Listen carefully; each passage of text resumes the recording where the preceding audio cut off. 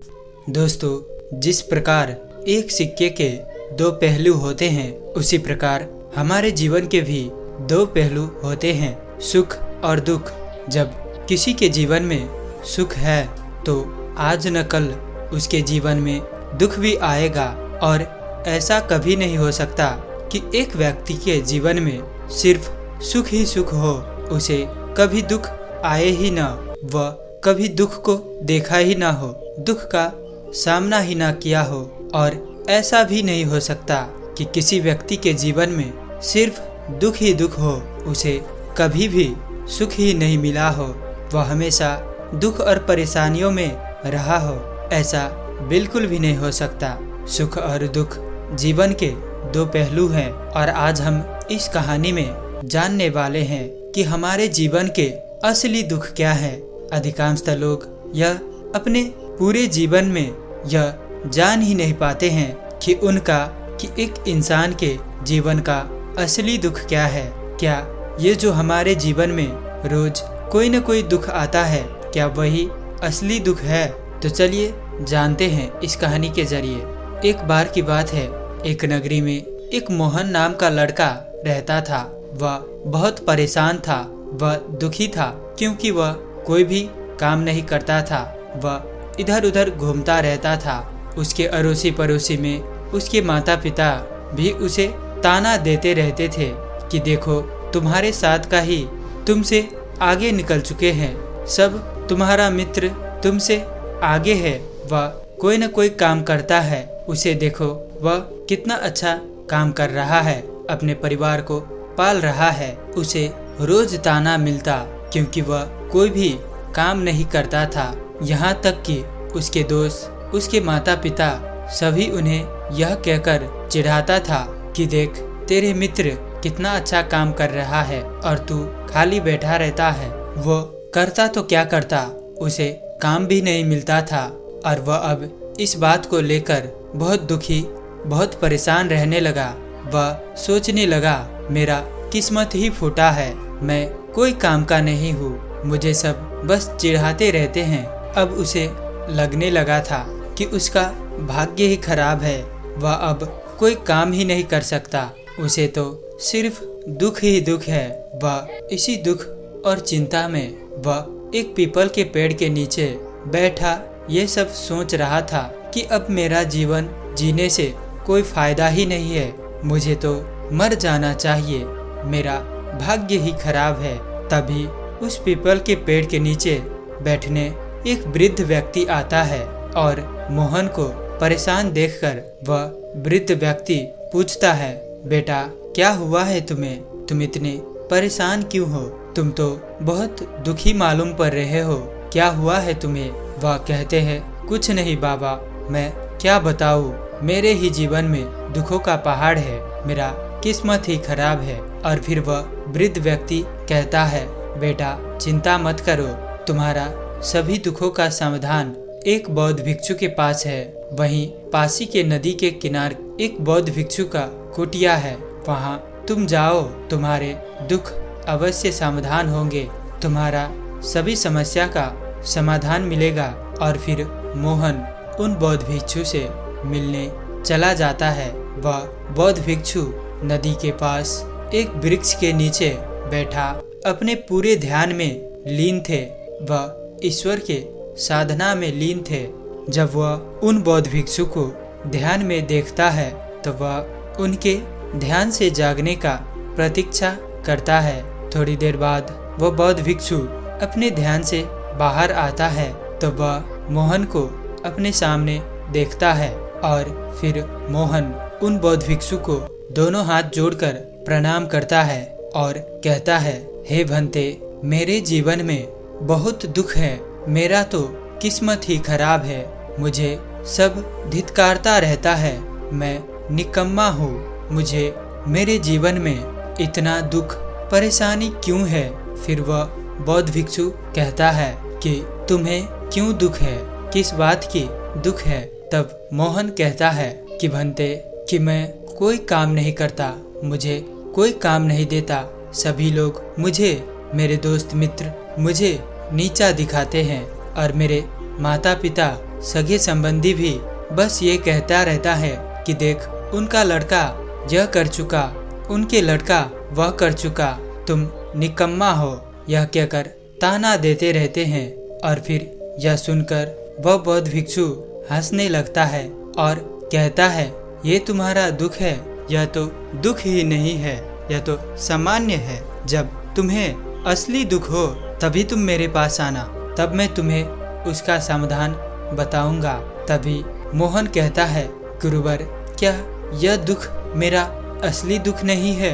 मैं कितना दुखी हूँ, काम नहीं मिल रहा है, सब मुझे ताना देते रहते हैं, धिक्कारते रहते हैं, मुझे खुद को छोटा महसूस करना पड़ता है। फिर वह बौद्ध भिक्षु मोहन से कहता है कि जब तुम्हारे पास असली दुख हो तब मेरे पास आना, तुम जा सकते हो। मोहन उदास होकर वहाँ से लौट जाता है और मन ही मन कहता है, अरे जब मेरे परिवार वाले, मेरे माता पिता मेरे दुख को समझ नहीं पाए तो ये बौद्ध भिक्षु क्या समझेंगे?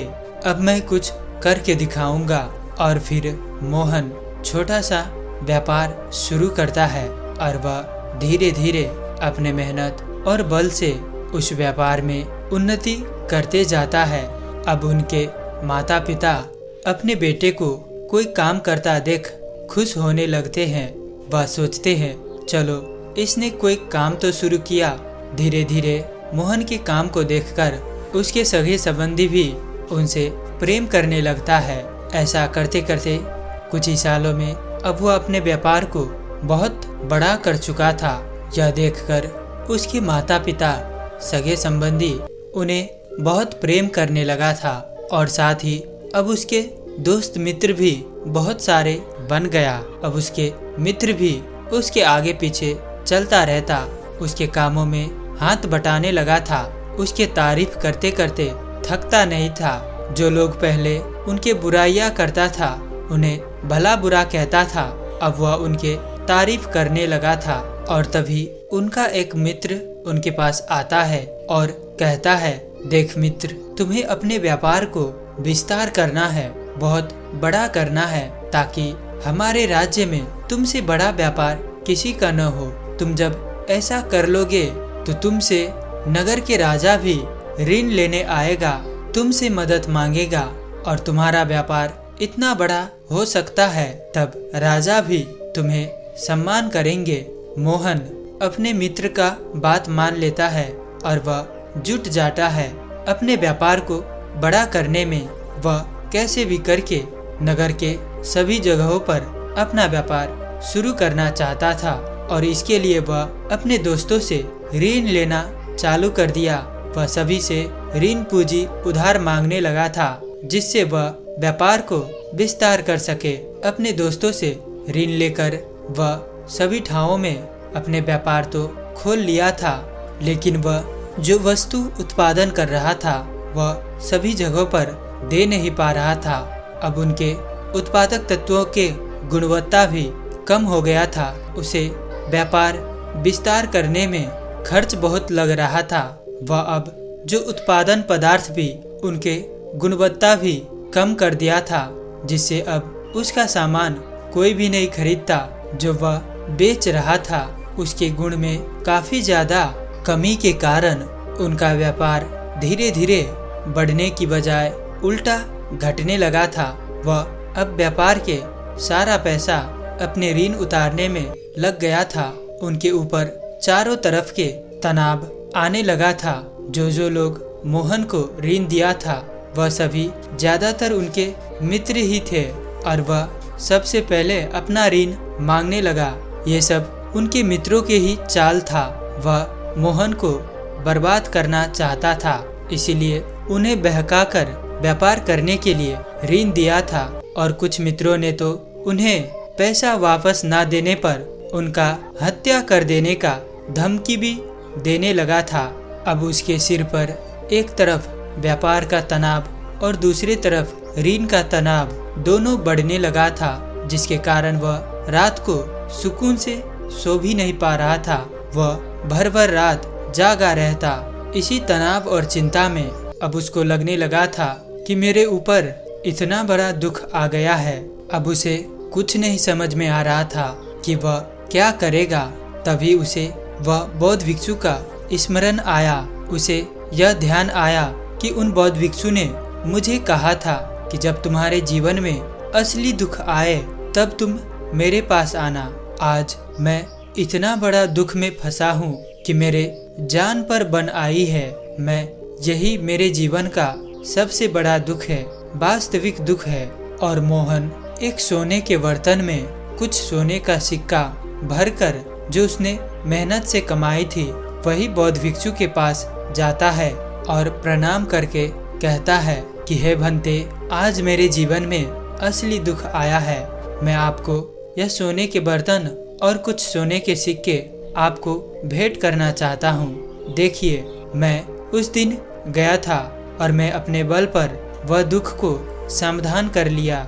मैं अपना व्यापार करके ये सोने का बर्तन आपको दे रहा हूँ। तभी वह बौद्ध भिक्षु कहता है, वत्स, ये मेरा कोई काम का नहीं है। इसे जाओ तुम उस पेड़ के नीचे जहाँ मैं बैठता हूँ वहीं मिट्टी कोड़कर गाड़ दो। मोहन ठीक वैसा ही करता है। वह मिट्टी खोदकर उसी जमीन के भीतर उस बर्तन को गाड़ देता है और कहता है कि भंते, आज आप मुझे बताइए मेरे इस दुख का समाधान। मैं बहुत दुखी हूँ।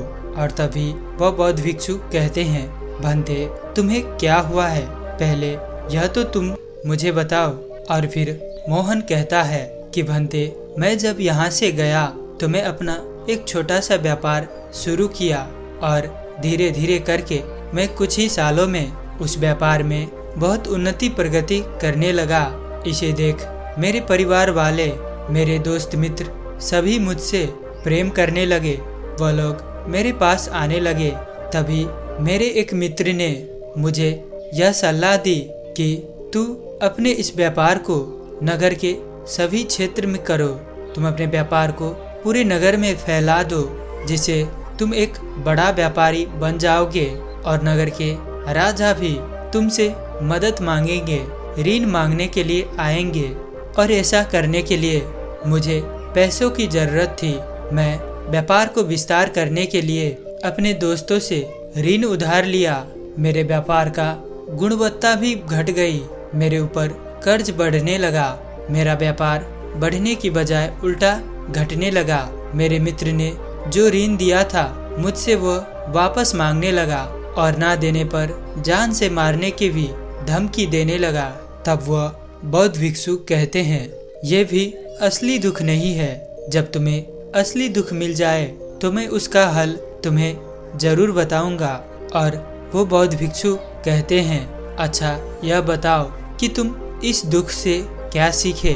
तब मोहन कहता है कि गुरुदेव, जब किसी का समय अच्छा चल रहा होता है, जब वह उन्नति प्रगति कर रहा होता है, तब उनके साथ सब होता है। सब लोग उनका फायदा उठाना चाहता है। सब अपने अपने मतलब के लिए हमारे पीछे पड़ जाता है। और जब बुरा समय आता है तो कोई नहीं साथ देता। और मैंने यह सीखा कि जब हम थोड़ा उन्नति करने लगते हैं तो हमारे अपने मित्र ही हमारा टांग खींचने लगते हैं। वह हमें नीचा करने के लिए षड्यंत्र रचने लगता है और तब हमें पता नहीं चलता। जब हम बर्बाद होने लगते हैं तब हमें मालूम पड़ता है। तब वह बौद्ध भिक्षु कहते हैं कि जब तुम्हें यह ज्ञान आ ही गया है, यह सीख तुमने सीख ही ली है, तो जाओ, यह भी कोई बड़ी दुख नहीं है। जब असली दुख आए तो तुम मुझसे समाधान मांगने आना। और फिर मोहन वापस अपने घर लौट जाता है। जैसा कि अब उनके व्यापार व्यवसाय धीरे धीरे नुकसान में जाने लगा था। वह व्यापार में दिन प्रतिदिन घाटा ही खाता जा रहा था। वह अब कैसे भी करके अपना ऋण चुकता करना चाहता था। वह व्यापार को बचाना चाहता था और वह व्यापार को चलाने के लिए अपने पिता के पास जाता है और उनसे कुछ पैसे की मदद मांगने लगता है। मोहन के पिताजी कहता है कि बेटा, मैंने तो तुझे पहले ही समझाया था, अपने मित्र के बहकाव में ना पड़, तू ऐसा ना कर। लेकिन तुमने माना नहीं। अब जो कुछ मेरे पास पैसा है वो मैं तुम्हें दे दूंगा, तो तुम्हारी माँ को कौन देखेगा। अब उसके पास एक ही उपाय था कि वह अब अपने व्यापार के सारे संपत्ति को बेच अपने ऋण को चुकता कर दे। वह अब मजबूरन अपने व्यापार के सारे संपत्ति बेच सभी के उनका ऋण चुकता कर देता है। इस तरह उसके व्यापार अब उसके हाथ से छिन गया। अब उसके पास एक भी रुपए नहीं बचा था। अब वह पूरी तरह से कंगाल हो चुका था। अपने व्यापार को इस तरह से डूब जाने का, बर्बाद हो जाने का चिंता से, तबाह हो जाने की चिंता से वह अब बहुत तनाव में रहने लगा। अब वह जीना नहीं चाहता था। वह खुदकुशी करने चला जाता है। तभी मोहन को ध्यान आता है कि उन बौद्ध भिक्षु से मैं अपने इस दुखों का समाधान पूछूंगा। वह फिर से जाता है उन बौद्ध भिक्षु के पास और रोकर उन बौद्ध भिक्षु के चरणों में गिरकर रोते हुए कहता है कि भंते, मेरे मेहनत की कमाई, मेरे सालों की व्यापार चुटकी में तबाह हो गया। मेरा व्यापार बर्बाद हो गया। अब मैं फिर से कंगाल हो चुका हूँ। मेरे पास अब कुछ भी नहीं बचा है। मैं तो जीने के लायक नहीं बचा हूँ। यहाँ तक कि मुझे खाने के लिए भी पैसे नहीं है। मुझे भूखा ही रहना पड़ा। 2 दिन तक तो मैं भूखा ही रहा। तब वह बौद्ध भिक्षु कहते हैं कि क्या हुआ, तुम्हारा व्यापार ही तो डूबा, जो कि तुम्हारे पास कुछ साल आगे वो तुम्हारा था भी नहीं। ये कौन सा बड़ा दुख है? यह असली दुख नहीं है। जब तुम्हारे पास कोई असली दुख हो तब तुम मेरे पास आना। तब मोहन कहता है कि गुरुदेव, ये क्या आप असली दुख लगाए हैं? मैं अब कंगाल हूँ। मैं पूरी तरह से टूट चुका हूँ, बर्बाद हो गया हूँ।